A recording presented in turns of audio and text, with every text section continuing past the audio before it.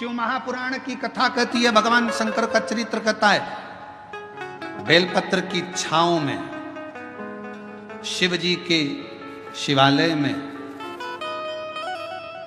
शमशान में, 3 जगह पर अगर व्यक्ति मौन रहकर शिव को पुकारता है तो शंकर उसके ऊपर करुणा जरूर करते हैं।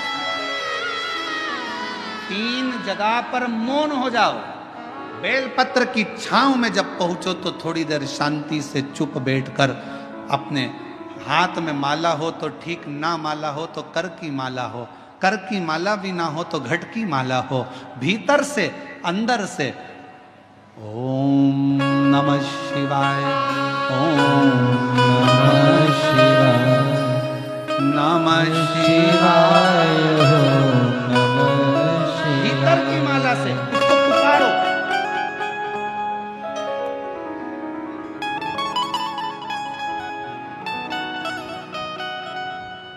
एक महिला बैठी है,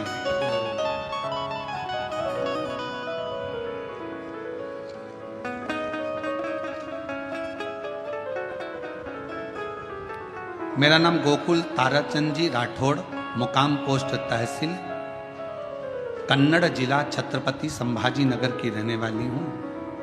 कोटि कोटि प्रणाम करती हूँ। मेरा मोबाइल नंबर ये है। मेरा एक ही बेटा था, उसका नाम दर्शन था। मेरा बेटा 18 साल का हो गया था, 12वीं क्लास में पढ़ रहा था, एग्ज़ाम दे चुका था, पढ़ाई में उत्तम था। बुखार आ गया, बुखार आया, डेंगू हो गया। छत्रपति संभाजी नगर के हॉस्पिटल में बताया, बुखार आया, डेंगू हुआ और संभल नहीं पाया और मेरा 18 साल का लड़का मर गया। कहीं बैठी हो? गोकुल ताराचंद जी राठौड़, मुकाम पोस्ट तहसील कन्नड़, जिला छत्रपति संभाजी नगर, मोबाइल नंबर है तो आ सकते। बेटा शांत हो गया। शांत होने के सालों निकलते चले गए, मन स्थिर नहीं था, पागल जैसी हो गई थी, पति भी वैसा ही हो गया था। कौन सा? 50 साल की मेरी उम्र हो गई। तब मेरे पास में बापू कुलकर्णी जी रहते हैं।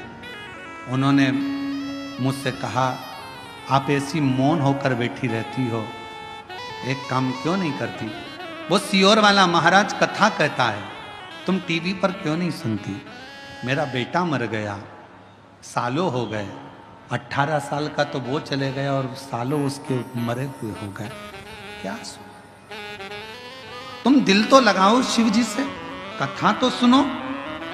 कथा सुनना प्रारंभ करा। फिर मन में आया कि सियोर वाला महाराज कहता है कि कथा जहां हो और तुम्हारे नजदीक में हो तो वहां के पंडाल में जाकर अगर कुछ मांगोगी तो मिलेगा जरूर। पति से जिद करी और पंडाल में चली गई, कथा सुनी, बाबा से प्रार्थना करी। वहां के एक पंडाल में नहीं, 5 पंडाल कथा सुनकर बाबा से एक ही प्रार्थना करती थी, मेरा बेटा चले गया, 50 साल की मेरी उम्र हो गई, कुछ कृपा करो। वहां की मिट्टी दुनिया के लोगों की दृष्टि में शिव पुराण कथा के पंडाल की केवल मिट्टी होगी, पर मैं जानती हूं वो मिट्टी नहीं, मेरे शिव के चरण की धूल होती है। बाबा के पंडाल की मिट्टी को पेट पर लगा लेती, 50 साल की उम्र, और बाबा से औलाद मांगती कि मेरा बेटा गया है, मुझे दे दे। और बाबा ने वो कृपा कर दी। आज मेरे बेटे को वापिस मेरे बाबा ने मुझे दे दिया और मेरा बाबा की कृपा से मेरे घर में बेटे का जन्म हुआ है। मैं बेटे को लेकर यहाँ आई हूँ प्रणाम करने के लिए। जो 18 साल का लड़का गया उसका भी फोटो लगा रही हूँ और जो दूसरा बेटा जन्मा उसका भी फोटो लगा रही हूँ। LED पर दोनों के फोटो, आप पहले 18 साल का जो लड़का चले गया उसका फोटो देखें और फिर दूसरा फोटो जो बाबा ने 50 साल की आयु में बेटा दिया है उसका दर्शन करें। उस बेटे को जो 50 साल की आयु में।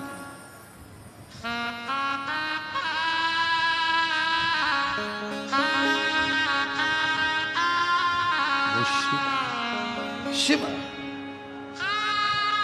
फूलों की कलियों में, काशी की गलियों में, तेरे बिना कुछ कहीं ना, तेरे बिना भी क्या जीना, तेरे बिना भी क्या जीना, हमारे तेरे बिना भी क्या जीना, ओ शंभु रे तेरे बिना भी क्या जीना। फूलों की कलियों में, काशी की गलियों में, फूलों की कलियों में, काशी की गलियों में, तेरे बिना कुछ कहीं ना, तेरे बिना भी क्या जीना, ओ शंभु रे तेरे बिना भी क्या जीना, ओ बाबा रे तेरे बिना भी क्या जीना। ये वार्ता वो जीजी लिख रही है, मेरी उम्र 50 की, कैसे देगा वो, पर खाली ना जाता कोई दर से तुम्हारे, जो जैसा आया, जिस भाव से आया। ये कथा का पंडाल नहीं, मेरे बाबा का निज निवास है। शिव पुराण कथा में शिव जी ने तुमरुका जी की साक्षी में चंचुला देवी को वचन दिया है। चंचुला पृथ्वी पर जहां शिव महापुराण की कथा कलयुग में होगी, मैं 12 ज्योतिर्लिंग छोड़कर, कैलाश छोड़कर 7 दिन वहां निवास करूंगा, मैं वहां निवास करूंगा।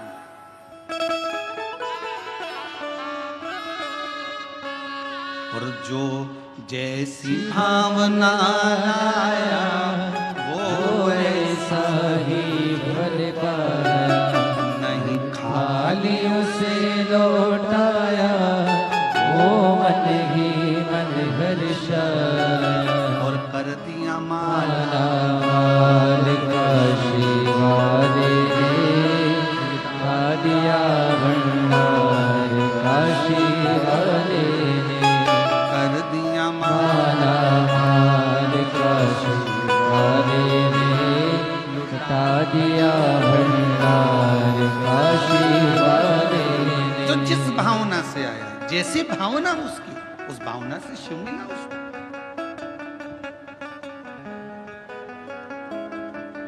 अब इतनी लाखों की भीड़ में पंडालों में जगह नहीं है, लोग बाहर बैठे हुए हैं, गाड़ियों पर चढ़े बैठे हैं, जगह नहीं, रोडों पर बैठे हो। इतनी लाखों की भीड़ में आपके अंदर क्या है, क्यों आए हो, क्या मांगने आए हो, क्या लेने आए हो, शिव से क्या कहने आए हो, हमको थोड़ी ना मालूम, हमको नहीं मालूम। पर आप जिस भावना से आए हो, जिस भाव से तुम पहुंचे हो, शिव को देता।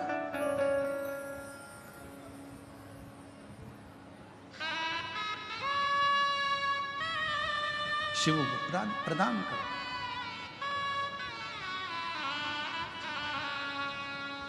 तीन स्थान पर अगर मौन भी बैठे हो तो शिव देता है। पहला, बेलपत्र के वृक्ष की छांव में थोड़ी देर मौन होकर बैठकर उसको याद करो, स्मरण करो। दूसरा, शिवालय में मेरे शंकर के मंदिर में जाकर थोड़ी देर मौन होकर बैठकर प्राप्त कर सकते। तीसरा, शमशान में अगर कोई मुर्दे को जलाने के लिए गए हो, शमशान तक पहुंचे हो, तो थोड़ी देर अगर वहां बैठने का मौका मिला है तो वहां बैठकर ठिठोली नहीं करना, हंसना नहीं, तेज बात नहीं करना, बहुत तेज चिल्लाना नहीं, मौन। मुर्दा जल रहा होगा, रिश्तेदार उसको जला रहे होंगे, तुम्हें मौका मिला है शंकर से 2 मिनट बैठकर मौन रहकर बात करने का।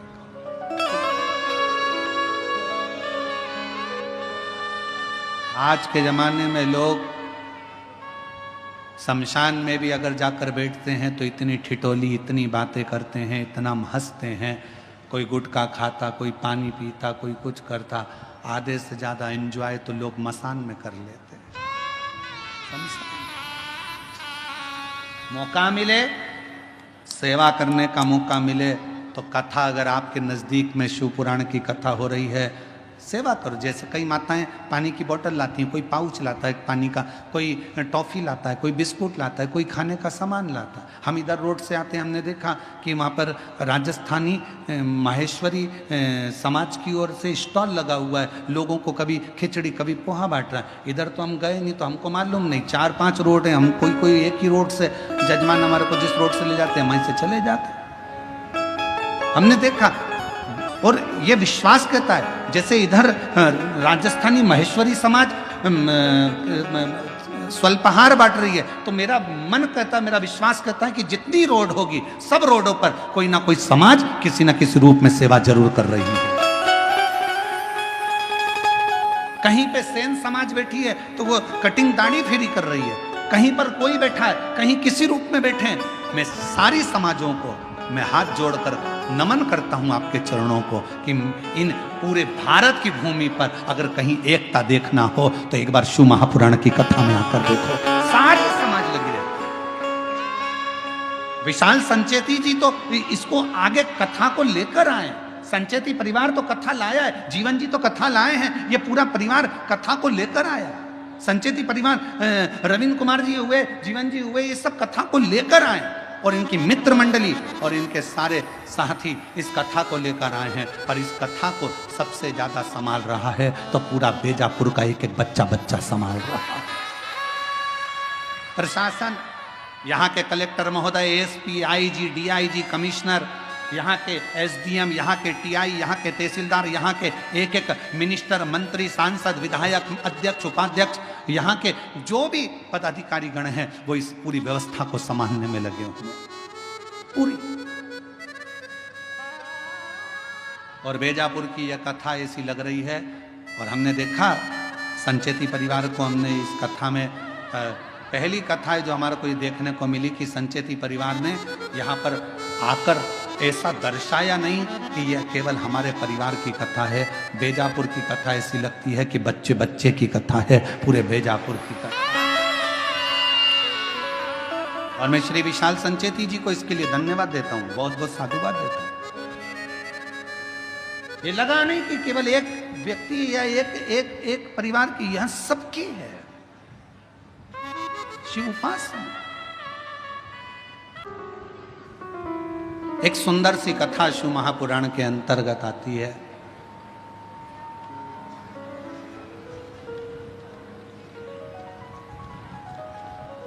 शिव कथा कहती है, मां जगतजननी जगदम्बा अंबा भवानी, मां दुर्गा, शिवजी के नेत्र बंद करने पर एक बालक ने जन्म ले लिया था, जिस बालक का नाम अंधकासुर हो गया।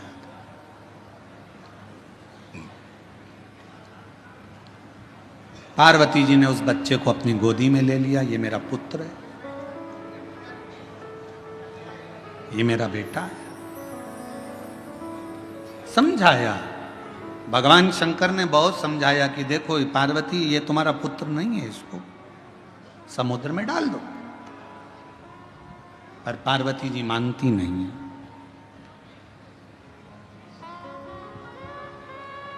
दुनिया में एक मां एक ऐसी होती है जिसका बेटा पेट में रहता है तो भी लात मारता है, गोदी में रहता है तो भी लात मारता है, उसके बाद भी मां अपनी पूरी जिंदगी उस बेटे की भलाई के लिए निकाल देती है। केवल जगत में, इसलिए पूरी दुनिया में मां की बराबरी परमात्मा भी नहीं कर सकता। परमात्मा से भी अगर कोई बड़ी सीढ़ी है तो वो तुम्हारी घर में रहने वाली बूढ़ी मां तुम्हारी मां है, वो सीढ़ी है। उसको पहचान।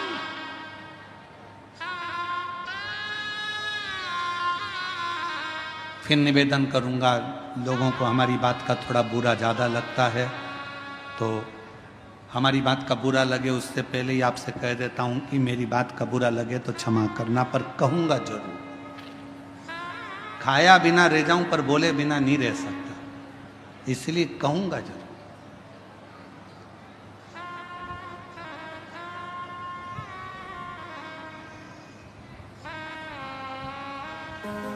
कि जिस घर में माँ बाप की इज्जत नहीं होती, उस घर में देखना कभी बरकत नहीं होती।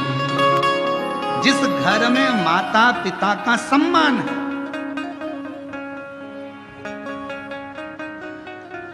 माता पिता का जिस घर में सम्मान, और फिर कहूं, पत्नी अगले जन्म में मिलेगी, बच्चे अगले जन्म में मिलेंगे, तुम जो जन्म लोगे हर जन्म में तुम्हें पत्नी भी मिलेगी। वो कहते ना, तुम गधा भी बनकर पैदा हो गए तो पत्नी मिलेगी, कुत्ता भी बनकर पैदा हो गए तो भी पत्नी मिलेगी, बच्चे भी मिलेंगे, खाने को भी मिलेगा, पीने को भी मिलेगा। पर हर जन्म में जो मां इस जन्म में मिलती है वो हर जन्म में नहीं मिलती है।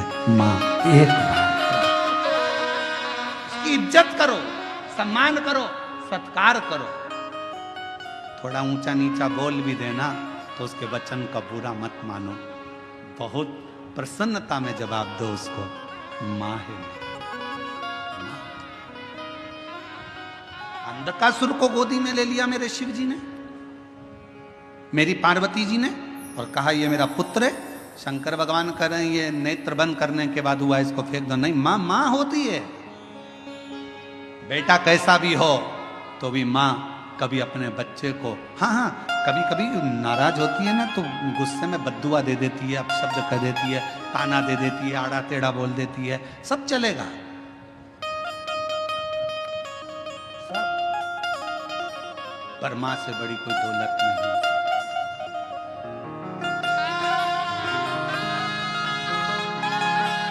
वो कहते माँ बच्चों की जान होती है, माँ बच्चों की जान होती है।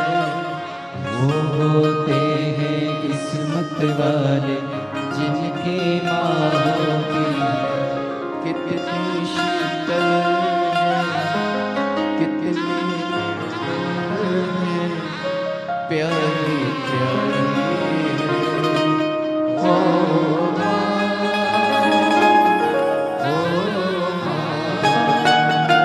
ये ध्यान रखें अपनी जिंदगी में, मायका पिता के नाम से नहीं होता, मायका माँ के नाम से चालू होता है। मायका मेरी माँ का घर है, और मायका कब तक है? जब तक माँ जीवित है तब तक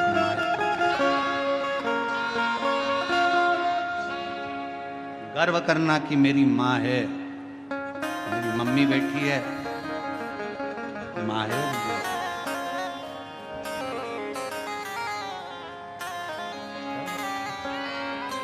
अंधकासुर को बड़ा समुद्र में डाल दिया, समुद्र में हिरण्याक्ष ने पाल पोस के बड़ा कर लिया। हिरण्याक्ष ने अंधकासुर से कह दिया तेरी कोई बाप नहीं, तेरी कोई माँ नहीं, तू पानी में बहकर आया था, मैंने तेरा पालन पोषण करा।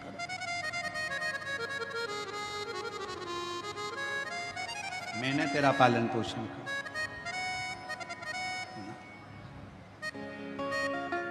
हिरण्याक्ष मर गया, वराह भगवान ने उसके प्राणों को हर लिया। अंधकासुर ने ब्रह्मा जी का तप करा, वर मांगा, मैं मरूं ना, हो नहीं सकता, मरना तो पड़ेगा,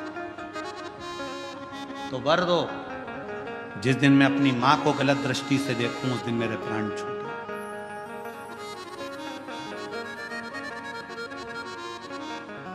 शिव पुराण की कथा कहती है जिंदगी में मनुष्य के हाथों से ऐसा कोई दिन नहीं निकलता जिस दिन मनुष्य के हाथ से कोई पाप नहीं होता।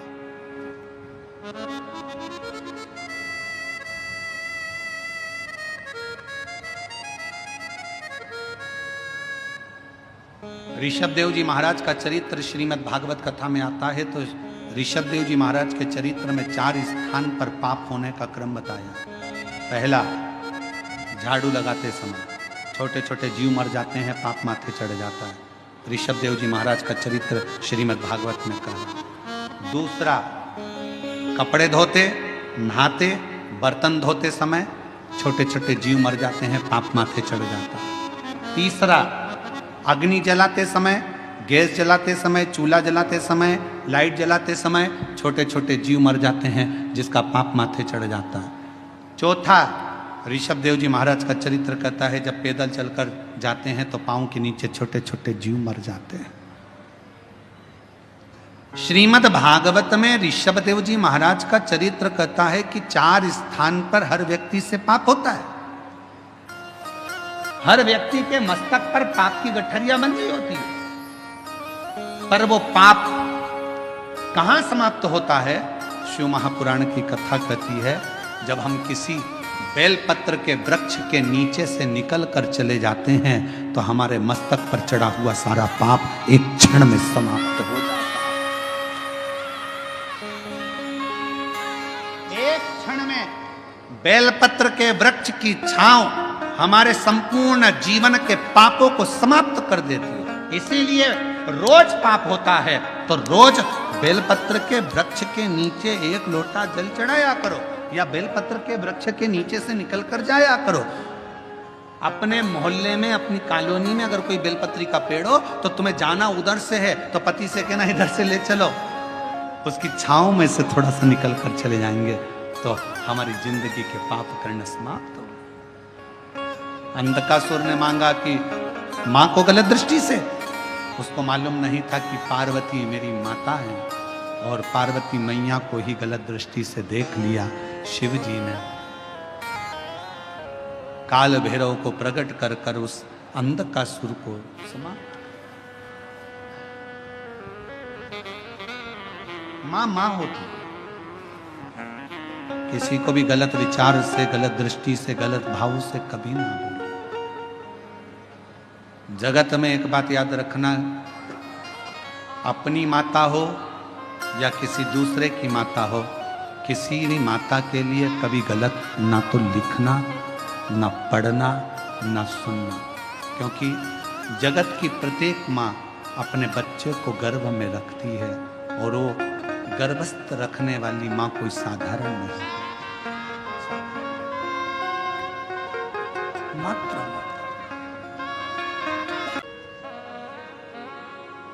मनुष्य और भगवान में क्या अंतर है?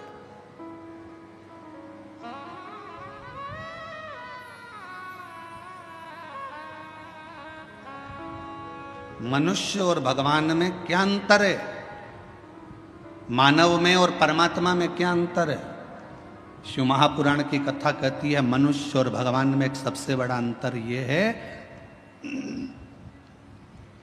कि भगवान गलती नहीं करता और मनुष्य गलती पर गलती करता ही रहता है। जिस मानव से, जिस मनुष्य से पृथ्वी पर जन्म लेने के बाद अगर गलती नहीं हो रही है तो समझ लेना कि वो मनुष्य ही नहीं है।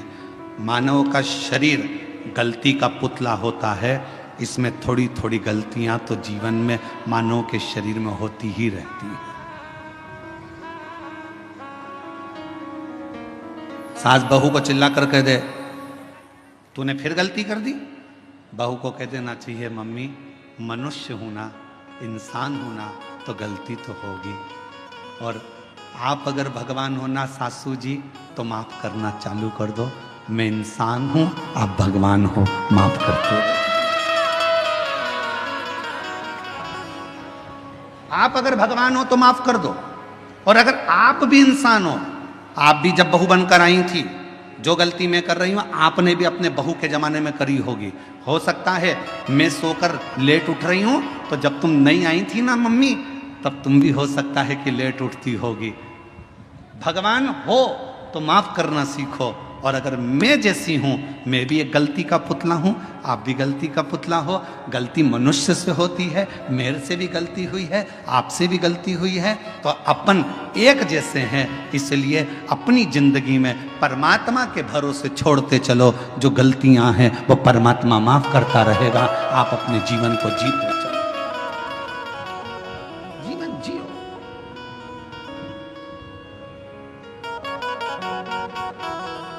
कोई तुमसे कह दे मैं गलती नहीं करता, तो उसके पांव पड़ लेना, तुम तो भगवान हो जी, तुम तो भगवान हो, तुम ही में सब कुछ दिखता है। तुम ही राम हो, तुम ही कृष्ण हो, तुम ही शिव हो, तुम ही जगदम्बा हो। जो कहे तुमसे कि मैंने जिंदगी में कोई गलती नहीं करी, समझ लेना उसको पांव पकड़ कर कह देना कि तुम भगवान हो। परंतु हम तो इंसान हैं, आज भी गलती कर रहे हैं और आगे भी गलती करेंगे, क्योंकि मनुष्य का शरीर मिला है ये पूर्ण परमात्मा बनने के लिए नहीं मिला, इंसान को इंसान बनने के लिए मिला। मेहनत करोगे, परिश्रम करोगे, उन्नति की सीढ़ी पर चढ़ोगे, आगे बढ़ोगे, तो कोई ना कोई गलती हो जाएगी, ठोकर लगेगी तो संभलोगे।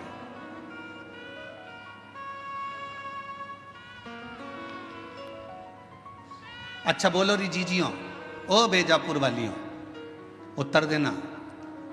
पहले दिन तुम कथा में आगे बैठने का रास्ता ढूंढ रही थी, बोलो सही है कि गलत है? दूसरे दिन तुम्हें रास्ता ढूंढने की जरूरत पड़ी क्या? तुमको मालूम था इधर से शॉर्टकट है, खेत में से निकल के उधर से कूद के इधर से आके इधर से भर आना है और यहां जाके बैठ जाए, जगह क्लियर। और तुम्हें रास्ता याद था तो तुमने क्या करा? अपनी रिश्तेदार को, वो कह रही थी उधर से, तू चुप रहे, अस्सी पे पल्लू वल्लू लेके और तू मेरे पीछे पीछे पीछे पीछे चल चल, और उसको भी रास्ते पे। अरे कितनी गंदगी हो रही, कीचड़।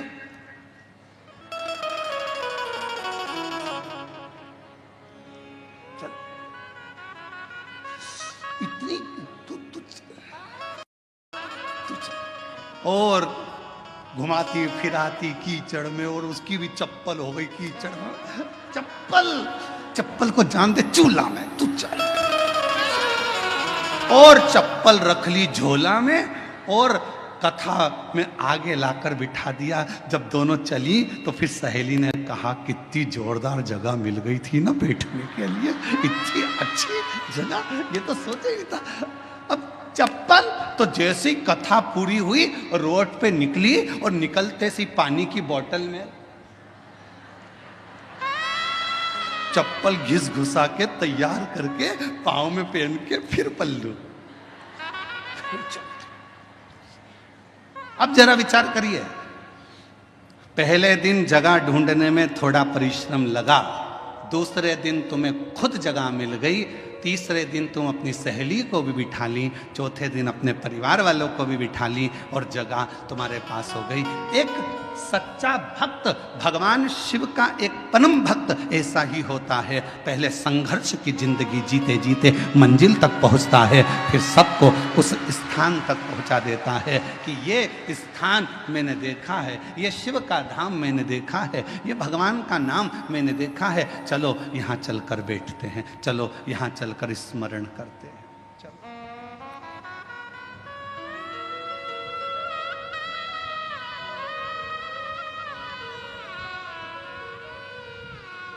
कथा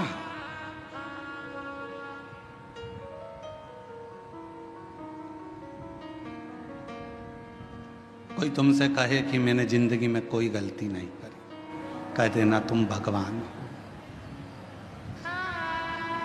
तुम भगवान हो।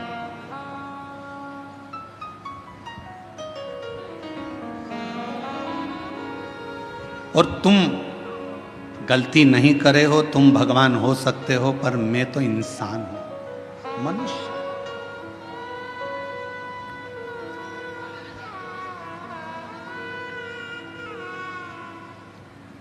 और मानव अगर गलती नहीं करेगा तो गलती करेगा कौन? कौन गलती? और कृपा की ना होती जो आदत तुम्हारी तो सुनी ही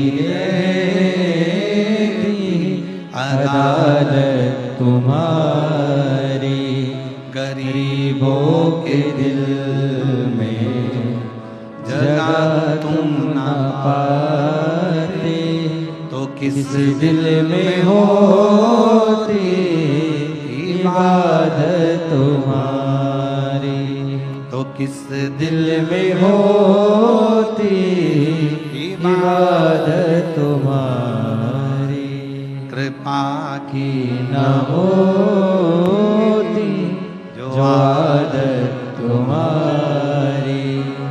तुम भगवान हो सकते हो पर मैं तो इंसान की इंसान हूं। और फिर निवेदन है मेरी जीजियों, भगवान बनने की कोशिश भी मत करना और इंसान को भगवान बनने का प्रयास भी नहीं करना चाहिए। इंसान को इंसान रहने दो, इंसान को इंसान। आज के जमाने में बहुत कलिकाल में बहुत आडंबर हो रहा है। लोग हर इंसान को भगवान बनाए जा रहे हैं और इंसान भगवान बन बन के बैठ जाता है। लोग कहते हैं वो भगवान जैसा, वो भगवान जैसा। नहीं, इंसान को इंसान रहने दो और भगवान को भगवान रहने दो। उसको भगवान रहने दो और तुम इंसान। भगवान मत बनना।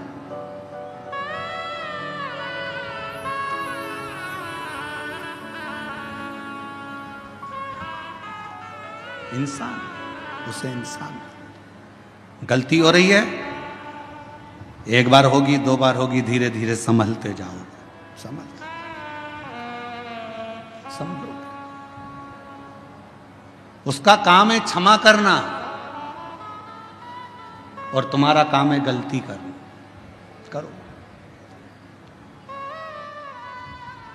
गलती नहीं करोगे तो संभलोगे कैसे? एक पिता ने अपने बेटे से कहा, मैंने तुझे फैक्ट्री का काम सौंप दिया है, मैंने तुझे ऑफिस सौंप दिया है, मैंने तुझे पूरा काम सौंप दिया है। एक बात सुन लेना, घाटा नहीं लगना चाहिए। मैंने तुझे समझा दिया, पहले पूरा काम तुझे सौंप दिया है, पूरी फैक्ट्री तुझे सौंप दी है, पूरा व्यापार तुझे सौंप दिया है, घाटा नहीं लगना चाहिए। और बेटे ने काम करना चालू करा। काम करते करते उसकी कहीं बाहर देश में पहचान बढ़ गई। उसने अपना माल पूरा विदेश में बेच दिया, बेचा और विदेश में माल अटक गया, अटका, पैसा अटक गया। मालूम पड़ा वो लड़का कर्जे में डूब गया। बाप ने कहा, मैंने पूरी फैक्ट्री तुझे दे दी थी, मैंने पूरी कंपनी तुझे दे दी थी, मैंने तुझे पूरा ऑफिस दे दिया था और तूने कर्जे में लाकर छोड़ दिया, तूने कर्जे में लाकर डुबो दिया। बेटा कहता है, पापा गलती हुई है, सुधारूंगा, थोड़ा समय। अब पिता को चाहिए कि बेटे को बल दे, कोई बात नहीं, हो गई, मेहनत करना, फिर मेहनत करना, धीरे धीरे बढ़ना, हो सकता है फिर उन्नति की सीढ़ी पर चढ़ जाए। गलती बेटे के सामने हुई, बेटे ने फिर मेहनत करी। मेहनत करते करते बेटा जितना माल गया था उससे 1000 गुने माल का फिर मालिक बनकर बैठ गया। फिर बैठा। और अब वो बेटा गलती नहीं करता। क्यों? क्योंकि पहले माल भेजने में गलती हो गई थी, पहले ऐसे गलती हो गई थी, अब नहीं होगी। किसी किसी को तो भगवान भी पृथ्वी पर जन्म देने के बाद सोचता है, इसको तो भेजना ही नहीं था तो अच्छा था। मालूम क्या था कि इतनी निंदा, इतनी बुराई, इतनी चुगली, इतने अपशब्द, इतनी गाली, इतना आड़ा टेढ़ा बोलेगी, इतना अपशब्द बोलेगा, ऐसा रहेगा, दिन भर बेकार काम करेगा, लोगों का दिल दुखाएगा। तो भगवान भी सोचता है, इसको एक बार तो जन्म दे दिया, अगली बार नहीं भेजना इसको, चाहे कुछ भी हो जाए, इसको 94 तरह के नरकों में पटक देना, पर पृथ्वी पर मत भेजना इसको। इतना झूठ, इतना छल, इतना प्रपंच, इतने गलत शब्द, इतना अपशब्द, इसको पृथ्वी पर मत भेजना। अब भेज दिया। और कृपा की ना होती जो आदत तुम्हारी तो सुनी ही रहती अदालत तुम्हारी गरीबों के दिल में जगह तुम ना पाते तो किस दिल में होती इबादत तुम्हारी, तो किस दिल में होती इबादत तुम्हारी। हो जाए गलती हो जाए तो कोई बात नहीं, पर भगवान नहीं बनना अपन को, अपन इंसान के इंसान। सत्संग, कथा, स्मरण भगवान के करीब में लेकर जाता।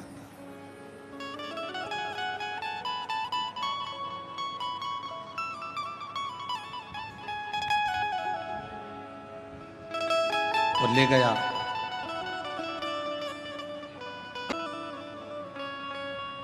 भागीरथ जी ने 60,000 काकाओं के उद्धार के लिए गंगा को पृथ्वी पर लाने के लिए तप करा। भागीरथ बाबा, गंगा पृथ्वी पर आती नहीं है। क्यों? क्योंकि मैं अगर पृथ्वी पर चली गई तो पाताल में चली जाऊंगी। गंगा को झेलने वाला, गंगा को संभालने वाला कोई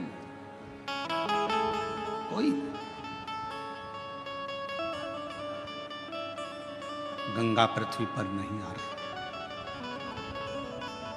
भागीरथ जी ने फिर तप करा, फिर साधना करी, फिर उपासना करी, और भागीरथ बाबा ने फिर निवेदन करा गंगा जी से कि आपको पृथ्वी पर आओ, पृथ्वी पर आओ। गंगा जी मना करती हैं, मैं नहीं आऊं, मुझे संभालने वाला भी तो कोई चाहिए। भागीरथ जी ने पूछा कि आप पृथ्वी पर नहीं आओगी तो मेरे काकाओं का उद्धार कैसे होगा, मैं क्या करूं कि आप पृथ्वी पर आ जाओ। तो गंगा मैया ने भागीरथ जी से कहा कि एक बार किसी सदगुरु की शरणागति में बैठकर थोड़ा सा सत्संग कर लो, तुम्हें कोई ना कोई तो राह मिल जाएगी। भागीरथ बाबा गुरु बाबा के पास जाकर बैठ गए। गंगा आने को तैयार है, पर मैंने गंगा मैया कह रही है कि मुझे झेलेगा कौन, मैं किससे प्रार्थना करूं। तो संत सतगुरु ने कह दिया कि सत्संग में बैठे हो, इतना याद रखना कि गंगा को झेलने के लिए एक ही है जो झेल सकता है। वो कौन? तो कहा गंगा को झेलने के लिए जिसने अपने पूरी तप और साधना को पूरी जिंदगी में करता रहा हो, वही गंगा को झेल सकता है। और वो देव अधिदेव महादेव है जो गंगा को अपने मस्तक पर झेल सकता है। इसके सिवाय कोई गंगा को झेल पाए ये किसी के बस की बात नहीं है।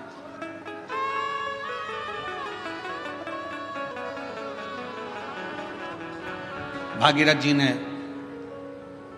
शिव जी की आराधना करी। बाबा भोलेनाथ जी से विनय करा।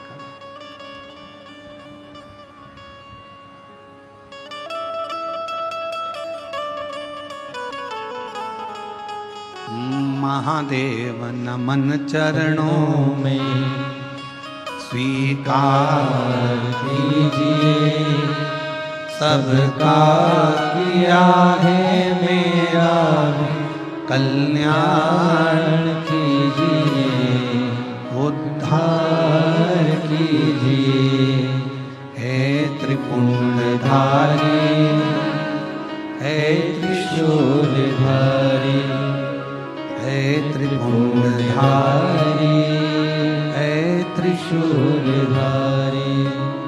चरणों में तेरे बाबा जी पावन है चारों धाम, तेरी देव करते वंदना पूजे है सीताराम। तेरी देव करते वंदना पूजे है सीताराम। हो जाए पूरी कामना, हो जाए पूरी कामना। उपकार कीजिए, सबका किया है मेरा उद्धार कीजिए, कल्याण कीजिए। हे त्रिपुंडधारी, है त्रिशूलधारी, हे त्रिपुंडधारी, है शूलधारी। आप कुछ कृपा करो। भागीरथ जी ने भगवान शिव की आराधना करना प्रारंभ करी। शिव जी के लिए अखंड तप किया भागीरथ बाबा ने, ऐसी अखंड साधना करी कि भगवान शंकर का कैलाश धाम हिल जाए, पर शिव का कैलाश नहीं हिला। भागीरथ जी ने खूब तप करा, पर शंकर भगवान का कैलाश धाम नहीं हिल पाया, हिला ही नहीं।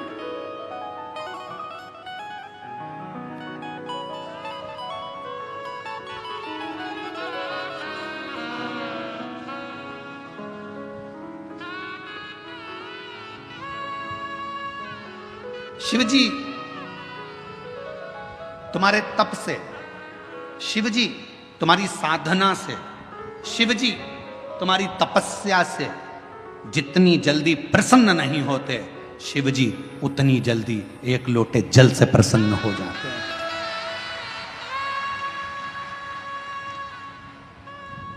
और फिर निवेदन करूंगा, सावन का महीना लगते से ही मेरी जीजियों से निवेदन है, एक लोटा जल नहीं, कितना? 2 लोटा जल, दोनों हाथ में भरा हुआ। घर से निकलो तो 2 हाथ में हो, बाहर निकल कर भले फिर एक के ऊपर एक रख लो, मना नहीं।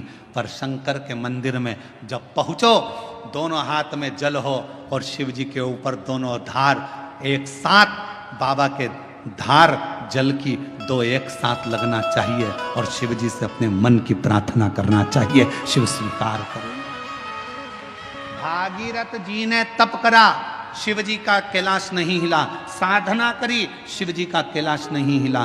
तप साधना से शिव का धाम नहीं हिला, क्योंकि शिव तप से, शिव साधना से, शिव तपस्या से, शिव तुम्हारी साधना से जितनी जल्दी प्रसन्न नहीं होते, तप से जितनी जल्दी प्रसन्न नहीं होते, भगवान शंकर तुम्हारी साधना से जितनी जल्दी प्रसन्न नहीं होते, मेरा देव अधिदेव महादेव उतनी जल्दी एक लोटा जल से प्रसन्न हो जाते। एक लोटा जल, सारी समस्या का हल। जम के बोलो जरा, एक लोटा जल। ये भगवान शिव को प्रसन्न करने का सबसे सुंदर तरीका है।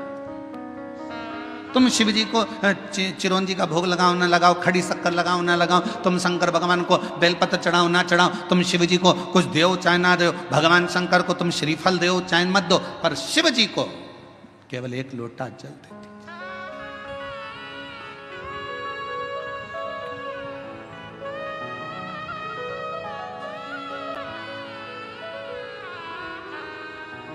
छत्तीसगढ़ में एक बहन ने एक प्रश्न लिख के भेजा था कि भगवान के मंदिर में नारियल क्यों तोड़ा जाता है।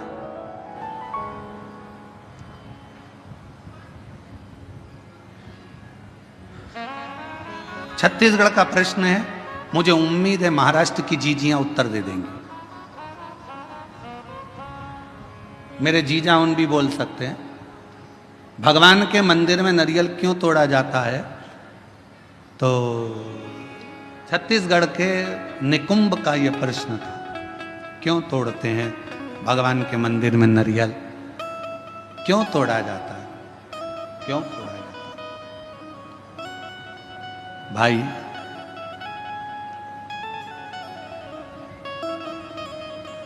कहा तो कहा भगवान को प्रसन्न करने के लिए, पर हमसे अगर हमारे हम अब इस जगह पर हम हमारे शिव पुराण की बात नहीं कर रहे हैं, हम हमारे दिल की बात कर रहे हैं, हमारे मन की बात कर रहे हैं। ये हम हमारे मन से कर रहे हैं कि जीजी ने पूछा कि भगवान के मंदिर में नारियल क्यों तोड़ा जाता है, तो शायद मेरा दिल कहता है कि भगवान भी कहते होंगे, तू मेरे मंदिर में नारियल तोड़ ले पर अपने घर को मत टूटने देना, तू मेरे मंदिर में नारियल तोड़ ले पर अपने राष्ट्र को मत टूटने देना, तू मेरे मंदिर में नारियल तोड़ ले पर अपने सनातन को मत टूटने देना, वो नारियल के रूप में स्वीकार। ये मेरा दिल कहता है। किसी को गलत लगे तो मैं क्षमा चाहता हूं इस बात के लिए, पर मेरा मन कहता है कि मेरा शिव कहता होगा, मेरे राम कहते होंगे, मेरे हनुमान कहते होंगे, मेरे भगवान कहते होंगे कि मेरे सामने तू नारियल तोड़ ले पर अपना घर मत टूटने देना। मेरे सामने तो नारियल तोड़ ले पर सनातन धर्म मत टूटने देना। मेरे सामने नारियल तोड़ ले पर हिंदू धर्म मत टूटने देना। और मेरे सामने नारियल तोड़ ले पर मेरे राष्ट्र को मत टूटने देना। मुझे स्वीकृत रहे।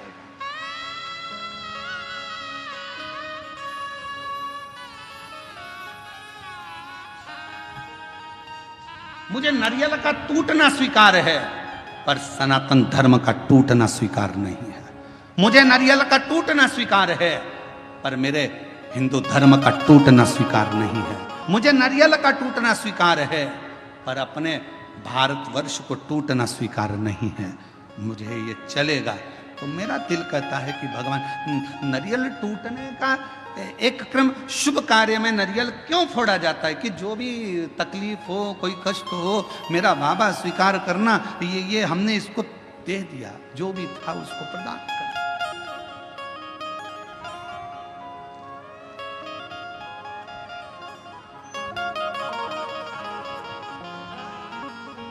और इसीलिए शायद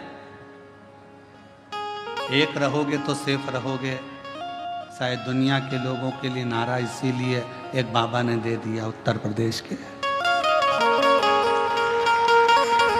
इसीलिए उत्तर प्रदेश के एक बाबा जी ने नारा दे दिया कि एक रहोगे तो सेफ रहना है तो एक रहना। और अभी बहुत विचित्र, बहुत बड़ा एक चक्रव्यूह रचा जा रहा है समाजों को तोड़ने के लिए। एक बहुत बड़ा चक्रव्यूह रचा जा रहा है। हम ये समाज के हैं, हम वो समाज के हैं, ऐसा हो गया वैसा हो गया। मेरा तो हाथ जोड़कर निवेदन है, इन सब बातों को भूल जाओ। हम सनातनी हैं, हम हिंदू हैं, हम एक रहें, इससे बढ़कर मत टूटो। जरा से वोट बैंक के चक्कर में समाजों में ना टूटा जाए। हमें मनु और शत्रुपा, शिव महापुराण की कथा, विष्णु पुराण की कथा, अग्नि पुराण की कथा, नर्मदा पुराण की कथा, लिंग पुराण की कथा, नारद पुराण की कथा, ब्रह्म विवर्त पुराण की कथा, बरहा पुराण की कथा, कुर्म पुराण की कथा, जितनी भी कथा निकालोगे सारी कथा में एक चरित्र आएगा। ब्रह्मा जी सृष्टि की रचना भगवान शिव के कहने पर करते हैं।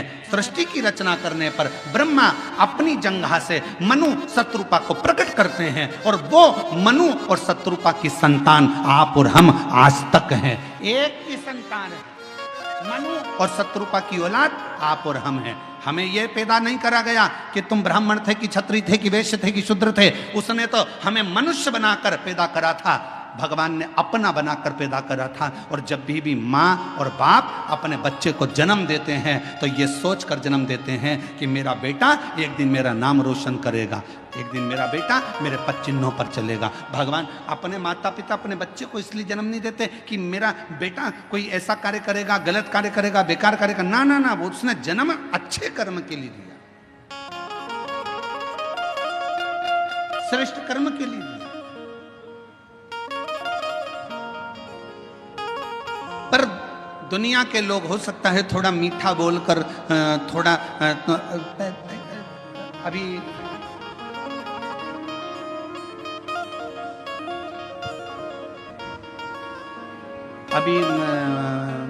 बहुत अच्छे अच्छे फल आ रहे हैं बाजार में, बहुत अच्छे अच्छे आ रहे हैं। उसमें से एक मैंगो आम, जामुन,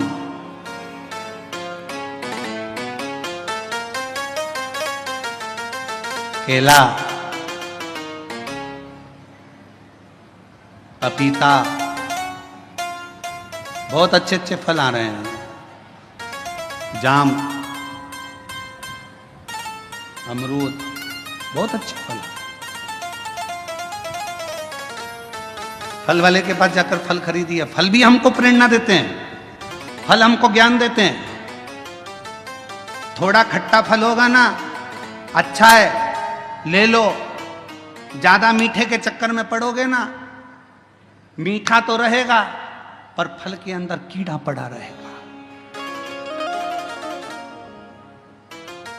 फल मीठा है पर जितना मीठा फल होता है उतना अंदर से सड़ा होता है। जितना मीठा फल होता है उतना अंदर में कीड़ा होता है। इसलिए ज्यादा मीठा बोलने वालों से सावधान रहना। ये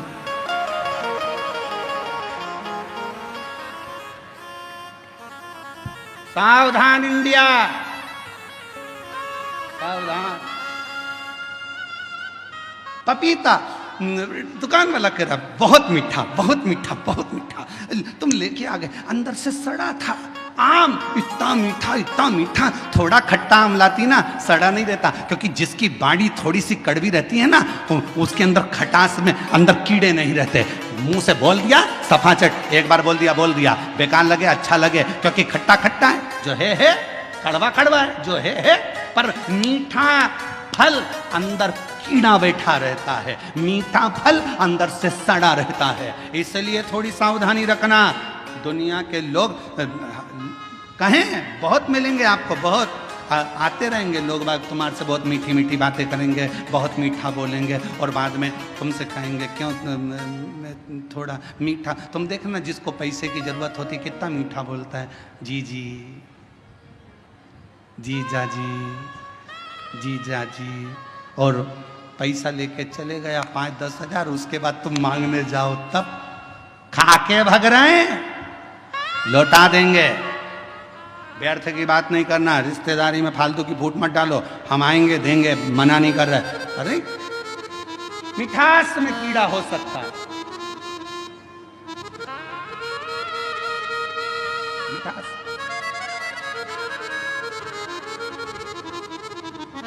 पर खटास में कीड़ा नहीं हो सकता। सावधान रहें, थोड़ा सतर्क रहें। सतर्क होना जरूरी है। मेरे शंकर भगवान की कथा कहती है, शिव जी का कैलाश धाम नहीं हिला। बहुत तप करा, भागीरथ जी ने साधना करी, तप करा, पर भगवान शंकर का कैलाश नहीं हिला, क्योंकि उनने तप करा था। अगर तप की जगह पर एक लोटा जल लेकर पार्थिव लिंग का निर्माण कर शिव जी को जल चढ़ा देते, मेरा शंकर सामने प्रकट हो जाता। और आखिरी में भागीरथ जी ने देखा शिव जी प्रकट नहीं होते, तब भागीरथ बाबा ने वही किया जो आप करते हैं। एक लोटा जल मेरे भागीरथ बाबा ने शिव को हृदय का जल चढ़ाना प्रारंभ करा, तो शिव सामने आकर प्रकट हो गए। मांग तुझे क्या चाहिए भागीरथ, बोल तुझे क्या दूं, क्या दूं। तो भागीरथ बाबा ने कहा, प्रभु बस गंगा जी पृथ्वी पर आना चाहती हैं, पृथ्वी पर आएंगी तो पाताल में चली जाएंगी। आप कृपा करो कि ये गंगा को अपने जटा में झेल ले। शिव जी ने कहा जटा में? हाँ।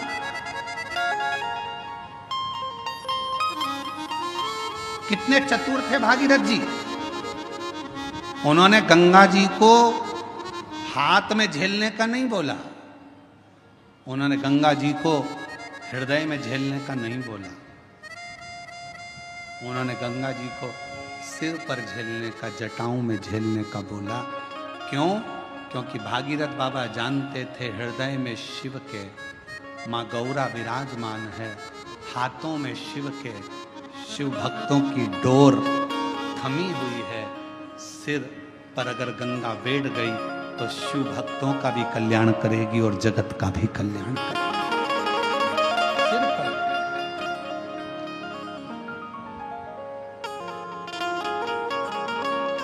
और मैया ओ गंगा मैया,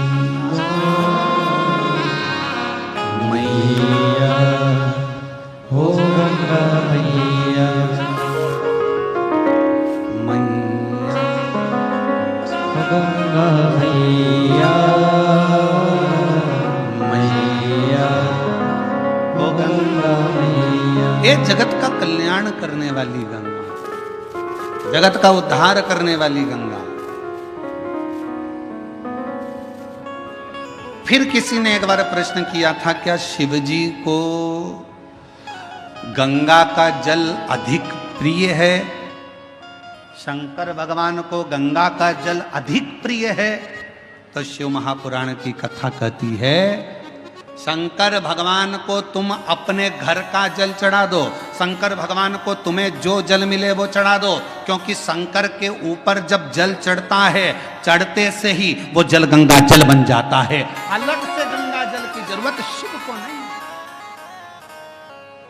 शिव को अलग से गंगा जल की जरूरत नहीं। तुमने चढ़ाया, वो जल अमृत बन गया। हम तो कई बार लोगों से कहते हैं, तुम्हारे बच्चे की तबीयत खराब है, तुम्हारे बच्चे को तकलीफ है, डॉक्टर को दिखाओ। तुम्हारे घर में अगर किसी को तकलीफ है, डॉक्टर को दिखाओ।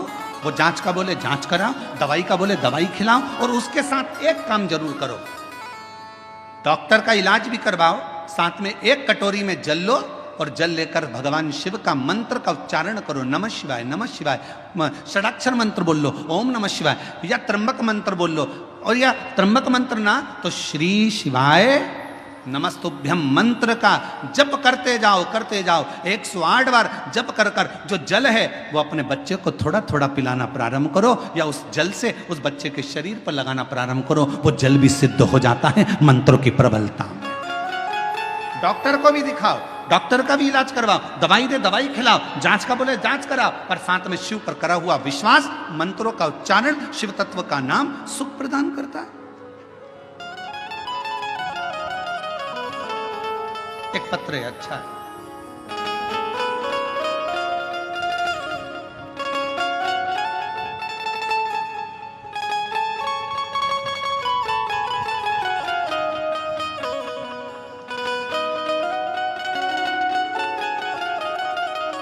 दिव्या गुलाब सिंह राजपूत,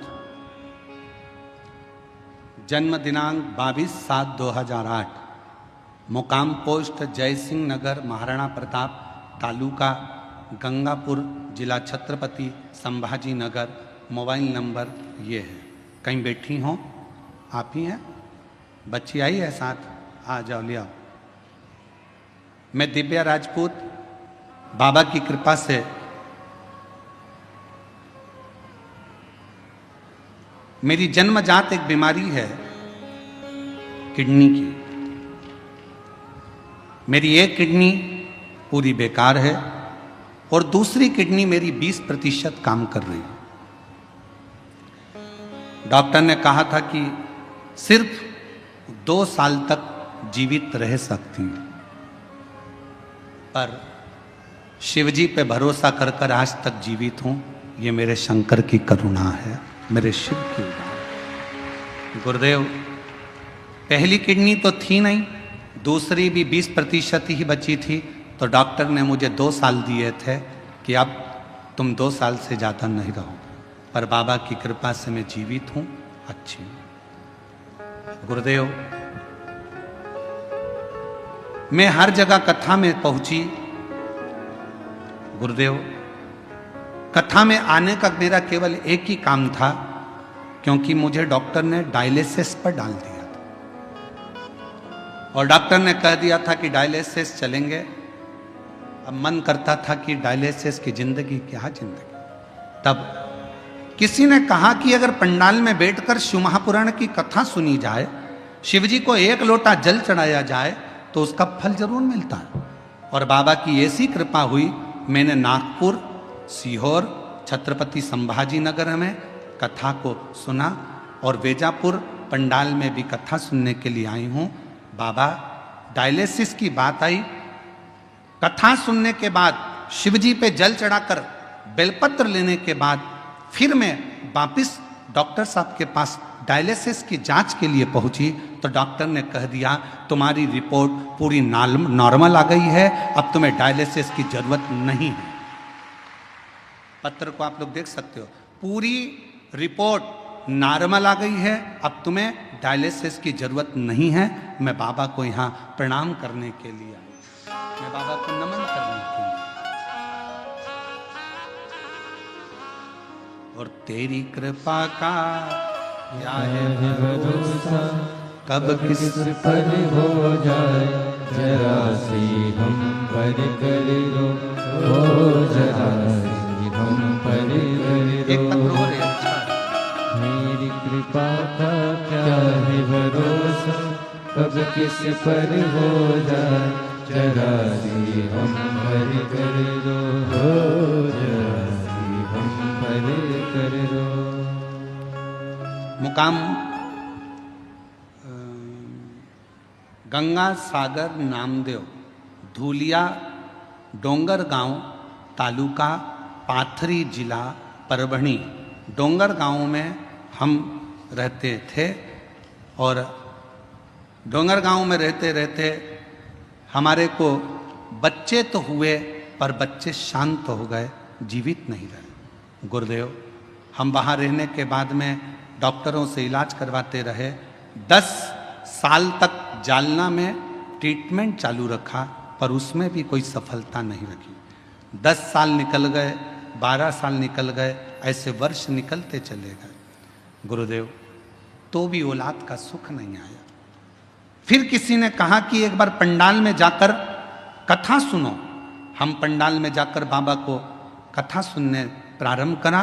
बाबा से विनय करी, वहाँ की मिट्टी को अपने गर्भ से लगाया और बाबा से झोली पसार कर संतान का सुख मांगा। पशुपति व्रत 2 बार करे, सफेद आंकड़े की जड़ का प्रयोग 2 बार करा और बाबा ऐसी कृपा शिव जी ने कर दी कि मेरा गर्भ ठहर गया। गर्भ ठहरा तो बाद में मालूम पड़ा कि मेरे गर्भ में 1 नहीं 2 बच्चे हैं। और बाबा की कृपा से गर्भ में 2 बच्चे, जानकर समय बीता, बच्चे ने जन्म लिया पर एक बच्चे की स्वास्थ्य ज्यादा खराब रहा तो भी पूर्ण भरोसा शिव जी पर था और बाबा की कृपा से आज मेरा दूसरा बच्चा भी स्वस्थ है। 11 अगस्त 2023 को हमारे यहाँ पर बाबा की कृपा से दोनों बच्चों ने जन्म लिया। शिव जी की कृपा से दोनों बच्चे स्वस्थ हैं। दोनों का फोटो लगा रही हूँ, फोटो आप लोग देख सकते हो। और अगर बच्चे आए हों तो उनको लेकर बेलपत्र लेने के लिए आ सकते हैं। तेरी कृपा का भरोसा कब किस पर हो जाए जरा सी हम पर कर दो, जरा सी हम पर कर दो। जिस पर भी हो गई तेरी करुणा कृपा वो भव पार हुआ, भव पार हुआ। पापी हो चाहे जितना उसका भी बाबा उद्धार हुआ, उद्धार हुआ। गिद्ध अजामिल गणिका जैसे तेरे मन को भाए जरा सी हम पर कर दो, जरा सी हम पर कर दो। बेटी की एक किडनी तो जन्म से ही नहीं है, दूसरी किडनी 20% खराब हो गई थी। डॉक्टर ने 2 साल जीवित रहने का बोला था। बाबा पे भरोसा करती करती कथा सुनना और अभी कथा में आने से पहले 15 दिन पहले जांचें कराई। शिव जी की कृपा से किडनी ने काम करना प्रारंभ करा और अब रिपोर्ट नॉर्मल हुई। शिव की कृपा, शिव की, शंकर शंकर। और जिस पर भी हो गई तेरी करुणा कृपा हो भव पार हुआ, भव पार हुआ। आपी हो चाहे जितना उसका भी बाबा उद्धार हुआ, उद्धार हुआ।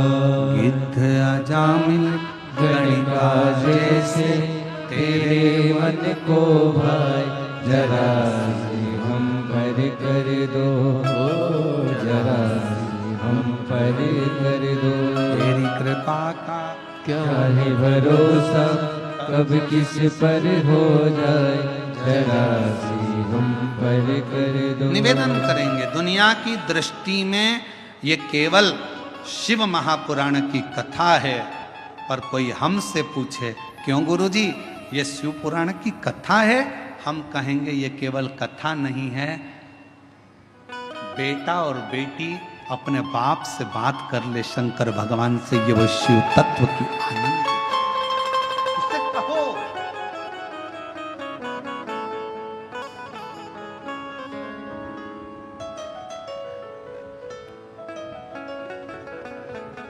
आज कथा का 5वां दिन है, कल कथा 6ठे दिन की। कल की कथा को हम लोग शिवरात्रि कहते हैं और 7वें दिन की कथा सुबह 8 बजे से 11 बजे तक हो जाएगी। बाबा से तुम आए हो इतनी दूर से बोलने के, टीवी पर तो कथा सुनते ही हो, पर पंडाल में अगर आए हो तो उससे अपने दिल की बात कहकर जाना। बाबा सब दुख काटना, तेरे चरणों की प्रीत देना, भक्ति देना, विश्वास देना और अंदर शक्ति देना कि मैं आगे बढ़ता चले जाऊं और तेरे चरणों का स्मरण करता चले जाऊं। उससे विनय करो,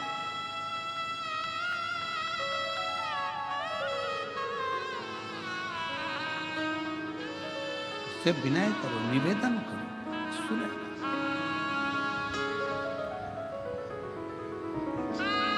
पार्वती मैया ने भगवान शिव जी से कहा,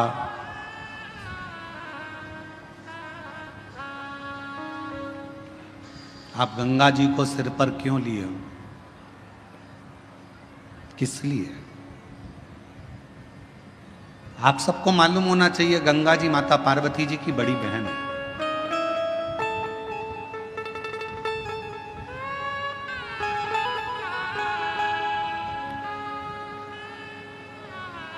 जितना प्रेम माता पार्वती जी भगवान शिव से करती थी, उससे दुगना प्रेम मां गंगा शंकर जी से करती थी। दुगना प्रेम मां गंगा शिव जी से करती थी।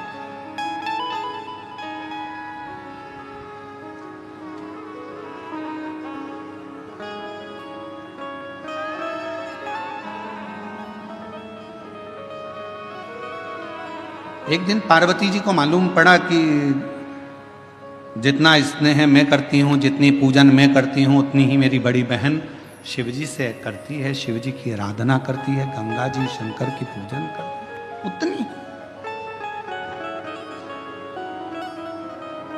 पार्वती जी की सहेली ने पार्वती जी से कहा कि गंगा जी तुम्हारी बड़ी बहन भी शंकर जी को पूजती हैं, पति बनाने के लिए बहुत प्रयास कर रही हैं और शिव जी को पति बनाना चाहती हैं, अनुष्ठान पर अनुष्ठान कर रही हैं, तप साधना कर रही हैं, गंगा जी बहुत पूजन पाठ कर रही हैं, स्मरण कर रही हैं। सहेलियों ने गंगा जी के लिए पार्वती जी के हृदय में कहा,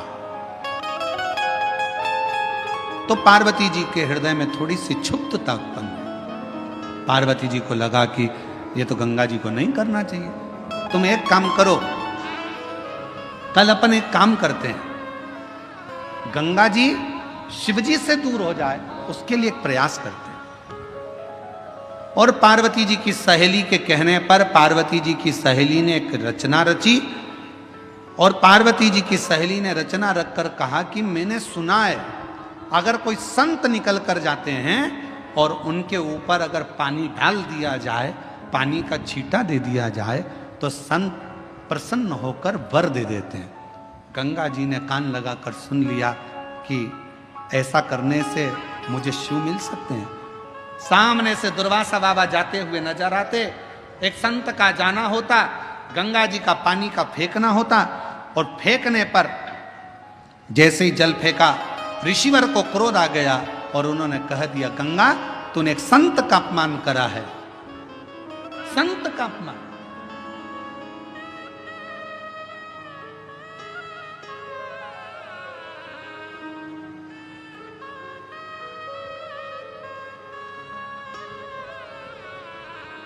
गंगा जी ने हाथ जोड़ लिया,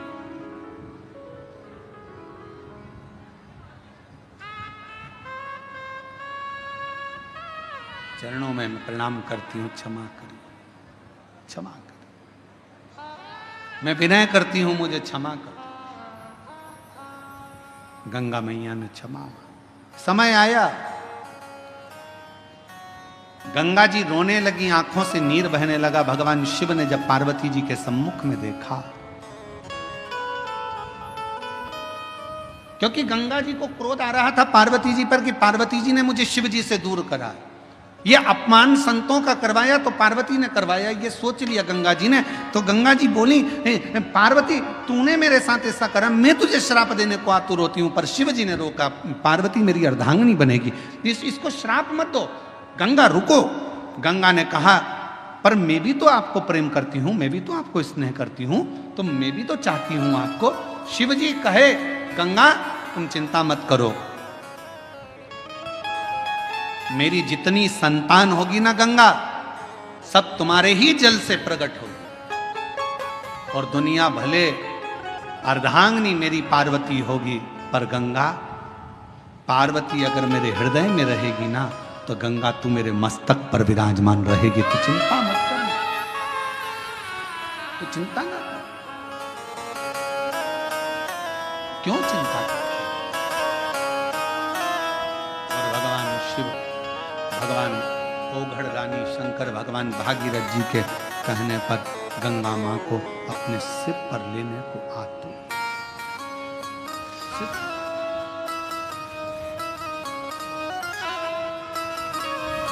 क्या नहीं देता? भागीरथ जी ने जो मांगा भागीरथ जी को दिया, लंकापति रावण ने जो मांगा वो लंकापति रावण को दिया।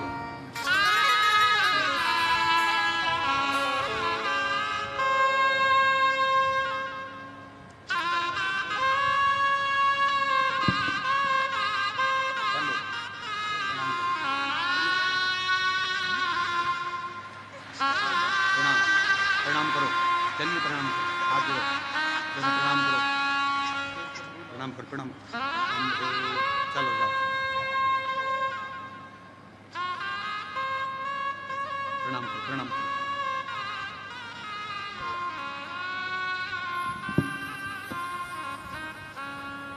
बच्चों का नाम है शिव और शंभू। जोरदार तालियां।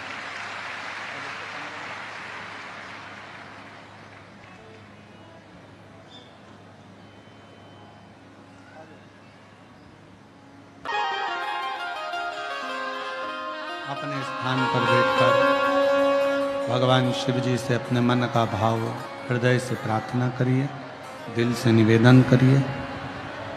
बाबा को अपने मन का भाव कहिए और हृदय से बाबा को प्रार्थना करो। जहाँ जगह मिले वहाँ बैठकर शिव जी को अपने मन से भाव से हृदय की बात कहिए। जहाँ भी जगह मिले वहाँ बैठ जाएं और दिल से बाबा को प्रार्थना करिए। सभी लोग साथ में बोलेंगे, विनय करेंगे, साथ में निवेदन करेंगे, प्रार्थना करेंगे।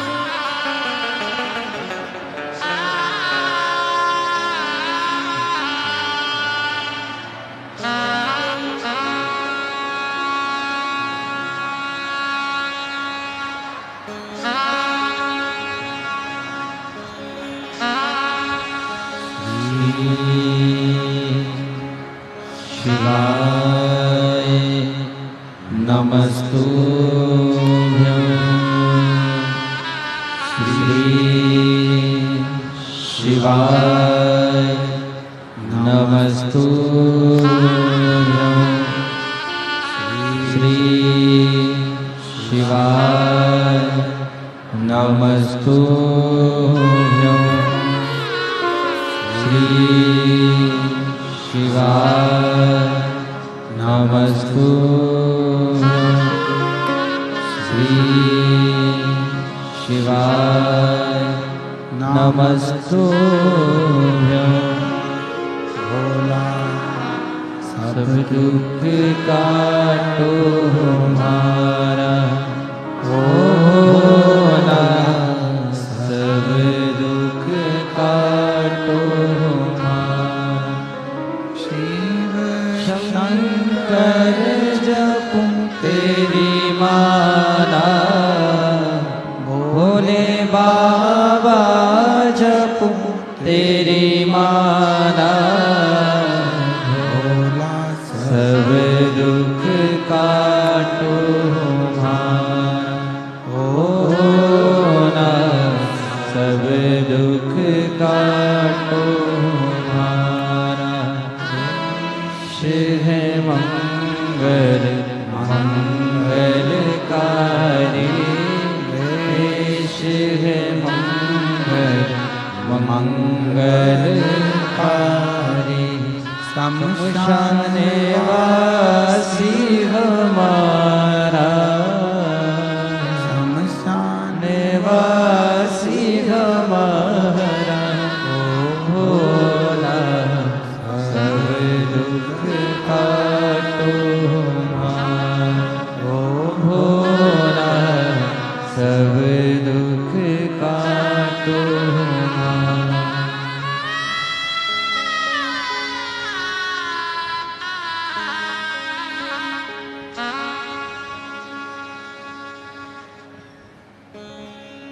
बाबा देवादिदेव महादेव भगवान शिव ओगरदानी त्रिकालदर्शी कैलाशी विनाशी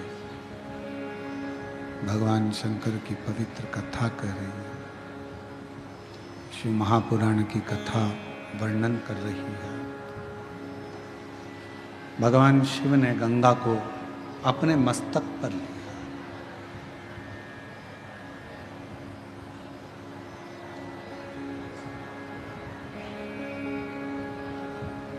यदि जगत कल्याण की अगर कोई बात करे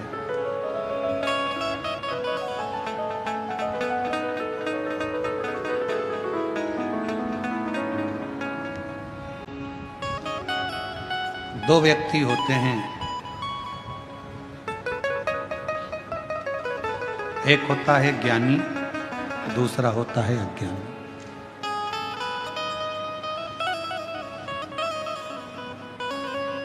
ज्ञानी व्यक्ति की वाणी और अभिमान, अज्ञानी व्यक्ति का अभिमान, दिखावा।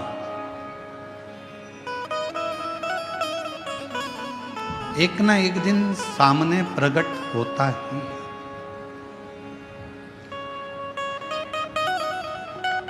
ज्ञानी की वाणी आपको बता देगी कि आप सामने वाला व्यक्ति कितना ज्ञानवान है।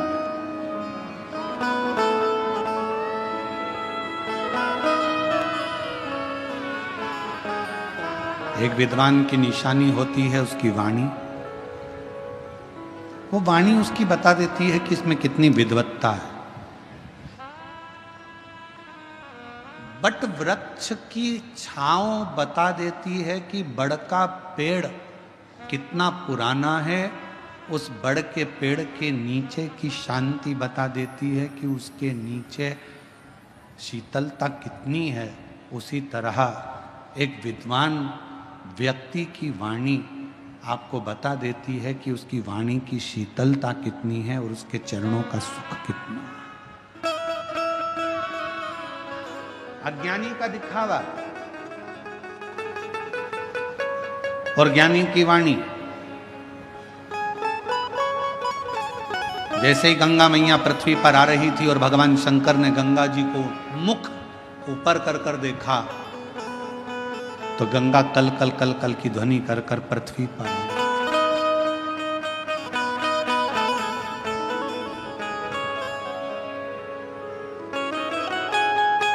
एकदम गंगा जी का नाद और तीव्र हुआ।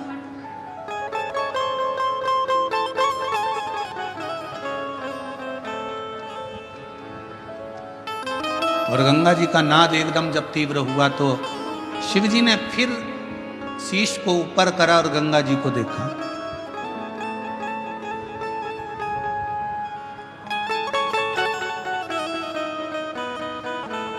और जैसे ही गंगा भगवान शिव के जटा के करीब में आ गई तब गंगा एकदम शांत हो गई, एकदम मौन, एकदम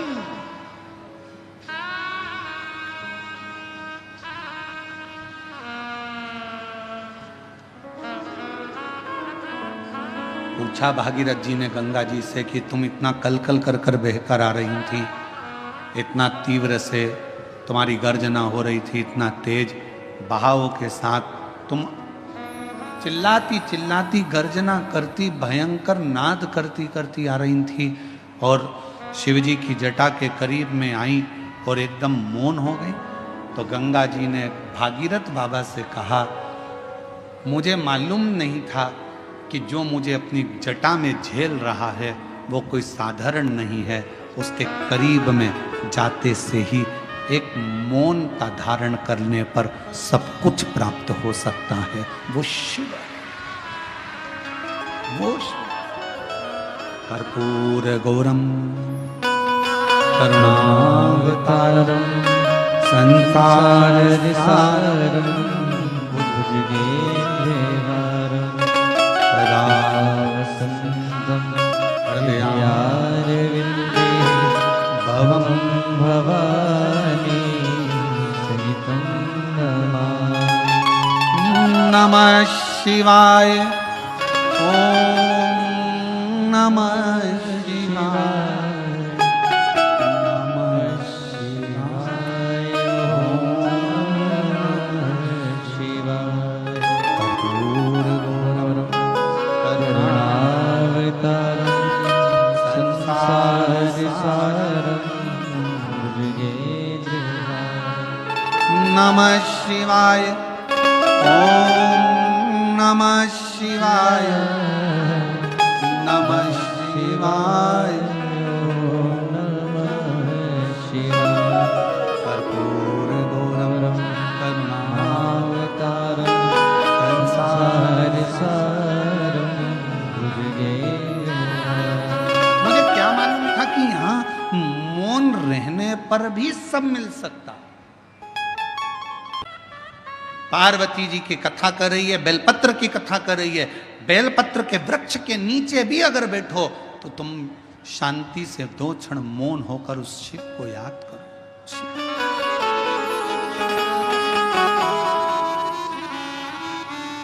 आप शंकर जी के मंदिर जा रहे हो तो उस शिव को याद करो। एक बहन ने अपना फोटो लगाया है कावड़ यात्रा का सीहोर का।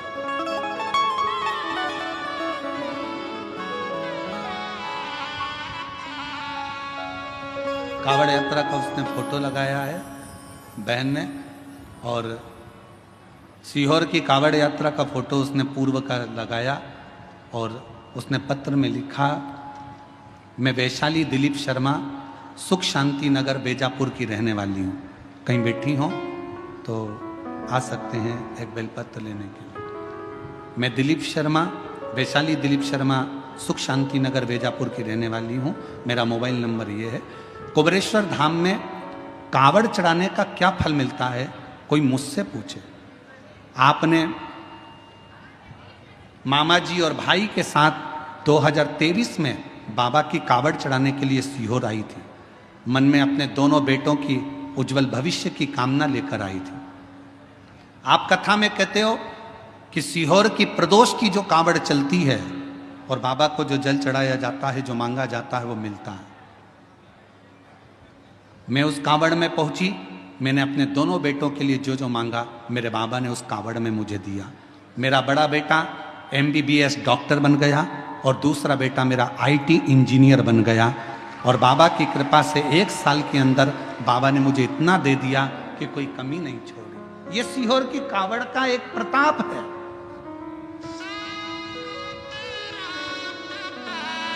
और हम तो आपको भी निमंत्रण देंगे, जितने टीवी पर कथा सुन रहे हैं, 6 अगस्त को प्रदोष के दिन की कावड़ सुबह 9 बजे बाबा की भराएगी सीहोर से। सीवन नदी, माँ सीवन का जल कुबेरेश्वर धाम तक जाएगा। दिल से बाबा का कावड़ के 2 लोटे, 1 डंडा, केसरिया वस्त्र, केसरिया साड़ी, पुरुष वर्ग श्वेत वस्त्र या केसरिया वस्त्र पहनकर बोल बम बोल बम बोल बम बोलते बोलते शिव को जल दोनों हाथ से समर्पित चढ़ा। और पूरे महीने में अगर आप कभी भी सावन के महीने में सीहोर जा रहे हैं तो वहां का जल भरकर शिव को समर्पित करें। आप अगर उस कावड़ में ना आ सके तो सावन का पूरा महीना ही कावड़ का है, जब जाओ तब समर्पित करो शिव को राज्य।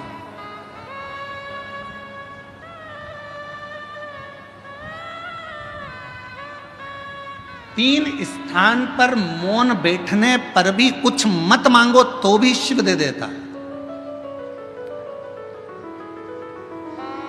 कुछ मत मांगो,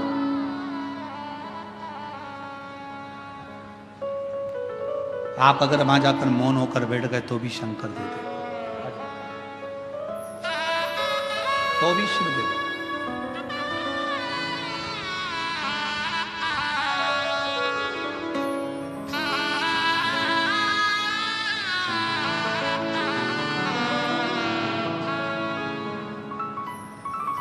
बधाई आपको।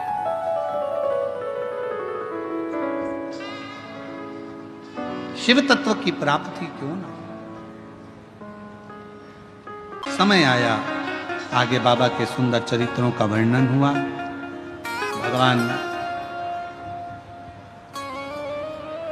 विदल उत्पल को भगवान संहार करते हैं तो भगवान शिव का एक नाम कुंदकेश्वर महादेव पड़ जाता है। भगवान श्री कुंदकेश्वर पधार रहे हैं, जोरदार ताली बजा उनका स्वागत, वंदन, अभिनंदन। आज कथा का 5वां दिवस था जो विराम ले रहा है। कल कथा का 6ठा दिन रहेगा। कथा का समय कल का यही 1 बजे से 4 बजे तक रहेगा। परसों के दिन कथा का समय सुबह 8 बजे से 11 बजे तक रहेगा। कल कथा की शिवरात्रि का उत्सव रहेगा। बड़े प्रेम से आप लोग कथा का लाभ लें। जिन्होंने 5 दिवसीय कथा पूर्ण ना सुनी हो वो कल और परसों की कथा का लाभ लेकर अपने जीवन को धन्य बनाएं और आनंदित करें। हर हर महा